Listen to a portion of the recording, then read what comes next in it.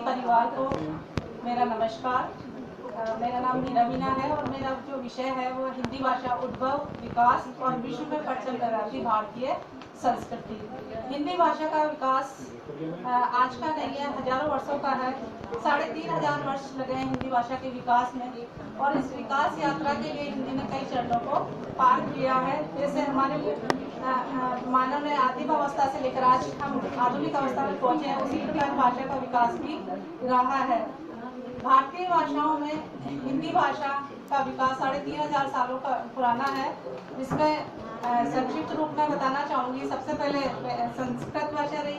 संस्कृत में 2 संस्कृत रही, वैदिक संस्कृत और लौकिक संस्कृत। वैदिक संस्कृत वो संस्कृत जो ब्राह्मण या व्याकरणबद्ध भाषा थी, ग्रंथों की भाषा थी, वो बड़े लोगों की भाषा थी, वरिष्ठ लोगों की भाषा थी।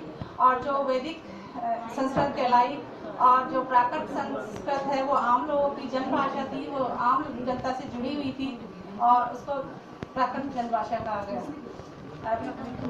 संस्कृत के बाद पाली आई, फिर प्राकृत आई, फिर अपभ्रंश आई। अपभ्रंश के बाद खड़ी बोली हिंदी आई। खड़ी बोली हिंदी के भी 5 रूप बनकर हमारे सामने उपस्थित हुए। पहला है संपर्क भाषा। संपर्क भाषा वो भाषा जिसके माध्यम से हम आपस में अपने विचारों का आदान प्रदान कर सकते हैं, अपने ज्ञान को सहेज सकते हैं, एक दूसरे तक पहुंचा सकते हैं।